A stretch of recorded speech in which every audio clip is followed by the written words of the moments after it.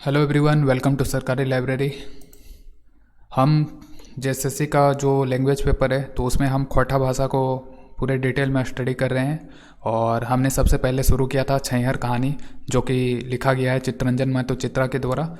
तो अगर आप जेएसएससी का प्रिपरेशन कर रहे हैं और आपने लैंग्वेज पेपर में खोटा भाषा एवं साहित्य चूज कर रखा है तो सरकारी लाइब्रेरी का पूरा जो खोटा भाषा का जो वीडियो है तो उसको पूरा देखें। हमारे जो यूट्यूब चैनल है सरकारी लाइब्रेरी, तो उसमें प्लेलिस्ट है खोटा भाषा एवं साहित्य, तो वहाँ से प्लेलिस्ट एक पहला वीडियो से शुरू कीजिए और सारा वीडियो ज़रूर देख लीजिए, ताकि आप बहुत ही कम टाइम में खोटा भाषा को पूरे डिटेल में स्टडी कर सकते हैं। पूरी तरह से जेएसएससी का जो सिलेबस है तो उसी के अकॉर्डिंग जो है कंटेंट भी तैयार किया गया है और उसी के अकॉर्डिंग वीडियो भी अपलोड किया जा रहा है। तो एक एक कहानी को हम डिस्कस कर रहे हैं, ठीक है।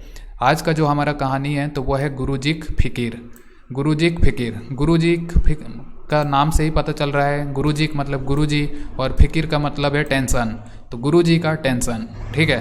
फिकीर खोटा भाषा में जो है टेंशन को फिकिर कहा जाता है। तो गुरुजी फिकर यानी कि गुरुजी का आखिर टेंशन क्या है भैया, तो यही है इस कहानी में कि आखिर गुरुजी को टेंशन क्या है, गुरुजी का फिकिर की ला गई, ठीक है। तो इसको हम पूरे डिटेल में डिस्कस करेंगे। तो सबसे पहले समझिए कि ये जो छैहर पुस्तक है, छैहर पुस्तक टोटल 10 कहानियों का संग्रह है। खोटा भाषा में कहानी संग्रह को गोच कहा जाता है। और ये जो पुस्तक है तो इसके लेखक है चित्तरंजन महतो चित्रा। और इस पुस्तक का प्रकाशक कौन है, तो यह है खोटा भाषा साहित्य संस्कृति एकेडमी रामगढ़। और ये पुस्तक प्रकाशित कब हुआ था, तो ये प्रकाशन वर्ष है 2007। तो इसी पुस्तक छैहर पुस्तक में टोटल जो 10 कहानी है उसी में से 10 कहानियों में से ये 5वां कहानी है। 4 कहानी तो हमने पहले ही डिस्कस कर लिया, अपलोड भी हो गया, प्लेलिस्ट भी बन गया है। तो वहाँ से जाओ, वहाँ से विजिट करो, वहाँ पे देखो वीडियो, सब देख सकते हो। तो इस कहानी को हम पूरे डिटेल में समझते हैं। गुरुजी फिकीर यानी गुरुजी का आखिर टेंशन किस बात का है, तो वो देखते हैं। सबसे पहले याद रखिए कि यहाँ पे जो गुरुजी है तो ये गुरुजी जो है तो ये किसके लिए प्रयोग किया गया है, तो इस कहानी का जो मुख्य पात्र हैं, मुख्य एक्टर, वो कौन है, तो वो है राम नारायण। तो ये राम नारायण जो है तो वो एक शिक्षक हैं, शिक्षक यानी कि गुरुजी हैं। और इन्हीं के बारे में इस कहानी में बताया गया है लेखक के द्वारा, चित्तरंजन महतो चित्रा के द्वारा। तो सबसे पहले याद रखिए कि अगर एग्जाम में पूछा जाए कि गुरुजीक फिकर नामक कहानी ये किस पुस्तक में संकलित है, तो ये कौन सा पुस्तक होगा, छैहर पुस्तक होगा। दूसरा सवाल पूछा जा सकता है गुरुजीक फिकर जो कहानी है तो ये किसके द्वारा लिखा गया है, तो ये किसके द्वारा, चित्तरंजन महतो चित्रा के द्वारा लिखा गया है।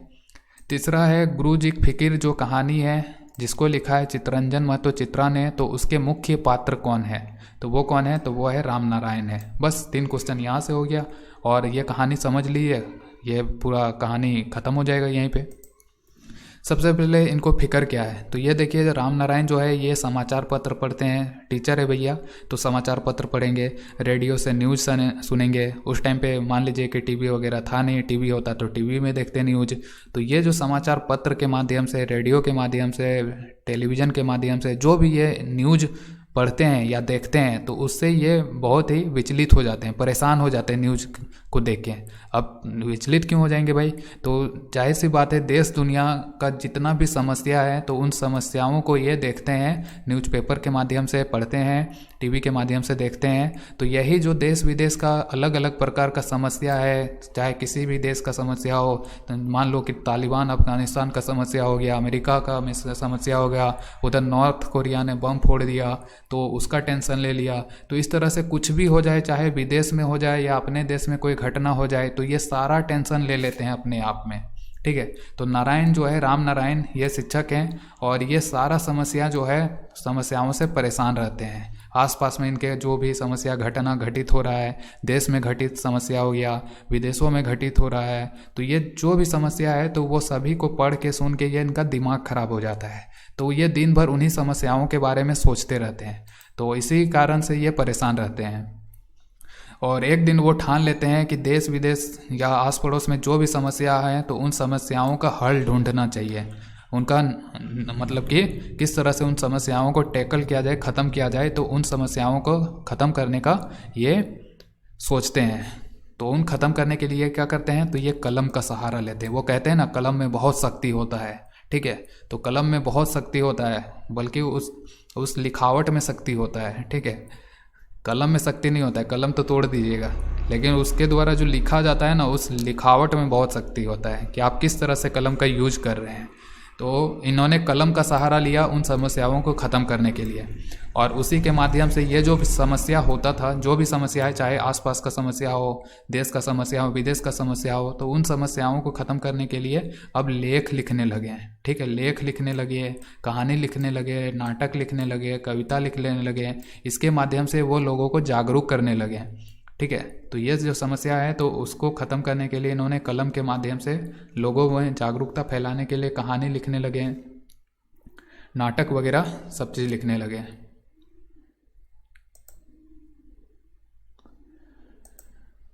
और इस तरह से वो हमेशा जो है, मतलब कि अगर आप बहुत लंबे समय तक समस्याओं से घिरे रहेंगे तो जाहिर सी बात है कि आपका मन, यानी कि आपका दिमाग स्वस्थ नहीं है अगर, तो आपका जो शरीर है तो वो भी स्वस्थ नहीं होगा। एक स्वस्थ शरीर में ही स्वस्थ मन बसता है, ये कहावत है, लेकिन एक मन में भी एक स्वस्थ शरीर बसता है, यह भी सत्य है। ठीक है, तो ये भी ध्यान रखिए कि हमेशा समस्याओं के बारे में सोच सोच कर उनका दिमाग खराब हो गया, और दिमाग खराब होने के कारण जो है उनका सेहत खराब हो जाता है, और फिर जाके जब वो खटिया पकड़ लेते हैं भाई, तो तब जान के उनको समझ में आता है कि देश दुनिया में जो भी समस्या है वो तो बाद की समस्या है, पहले जो हमारा समस्या है कि अपने शरीर को तंदुरुस्त रखना है, तो वो सबसे पहला प्राथमिकता होना चाहिए हमारा। ठीक है, तो ये बाद में उनको समझ में आता है। ठीक है, तो बाद में ये सोचते हैं कि देश समस्या को क्या मतलब देश विदेश का समस्या को क्या ख़त्म करेंगे भैया, सबसे पहले अपना शरीर को स्वस्थ रखो, तभी जाके तो देश दुनिया का समस्याओं से लड़ पाओगे। तो ये समझ में आता है जब वो बीमार हो जाते हैं तब। पहले तो खाली सोचते रहते थे दिमाग में कि यहाँ पे ये हो रहा है, ये ठीक नहीं है, वो ठीक नहीं है, हमेशा समस्या के बारे में सोचते रहते थे। एक दिन खटिया में अड़ गए, खटिया में अड़ने के बाद पता चलता है कि बाकी समस्या तो ठीक है, लेकिन अपने आप को भी स्वस्थ रखना उतना ही ज़रूरी है जितना कि देश दुनिया की समस्याओं को ख़त्म करना है। तो इस कहानी का अगर हम निष्कर्ष की बात करें तो निष्कर्ष क्या निकलता है कि हमें अपने आप को सबसे पहले स्वस्थ रखना चाहिए। ठीक है, अपने आप को स्वस्थ रखना चाहिए। तो उम्मीद है कि ये वीडियो जो है आपको पसंद आया होगा। तो इसी तरह जो है खोटा भाषा एवं साहित्य का जो भी कहानी है तो उसका शॉर्ट समरी सुनने के लिए, देखने के लिए सरकारी लाइब्रेरी को ज़रूर सब्सक्राइब करें। उम्मीद है कि आपको वीडियो पसंद आया होगा। अगला जो वीडियो होगा तो उसमें हम समय कटवा जो ताश खेला कहानी है छैहर पुस्तक में, तो उसको हम डिस्कस करेंगे अगले वीडियो में। तो आई होप कि वीडियो आपको पसंद आया होगा, और इसी तरह के और भी वीडियो देखने के लिए ज़रूर सब्सक्राइब करें सरकारी लाइब्रेरी को। Thank you.